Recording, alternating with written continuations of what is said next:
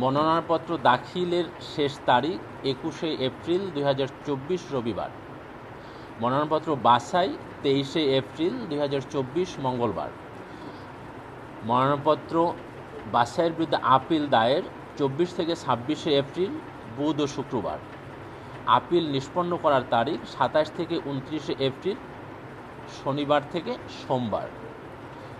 মনোনয়নপত্র দাখিলকারী ব্যক্তিরা তাদের প্রত্যাহার করতে পারবেন 30শে এপ্রিল তারিখ মঙ্গলবার এবং প্রতীক বরাদ্দ দেওয়া হবে 2রা মে তারিখ বৃহস্পতিবার এবং ভোট গ্রহণ অনুষ্ঠিত হবে 21 মে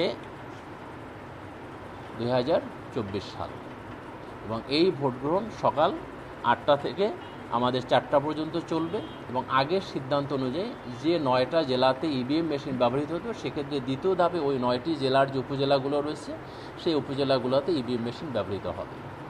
আরেকটি সিদ্ধান্ত রয়েছে যে সমস্ত উপজেলাগুলোতে ভোটারের সংখ্যা অধিক অর্থাৎ 5 লক্ষাধিক সেক্ষেত্রে আমরা একাধিক সহকারী রিটার্নিং অফিসার নিয়োজিত করব।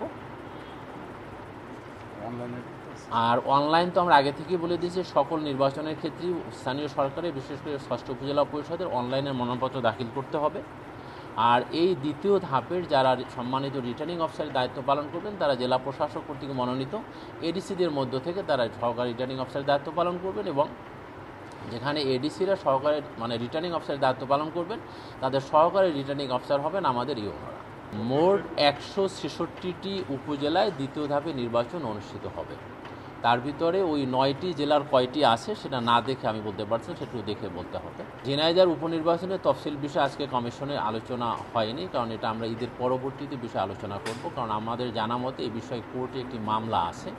আগের যিনি পরাজিত প্রার্থী ছিলেন তিনি একটি মামলা করেছেন, সেই মামলার কাগজপত্র পাওয়ার পরে আমরা এই বিষয়ে সিদ্ধান্ত নেব। এই জন্য এটা আজকে বিষয় আলোচনা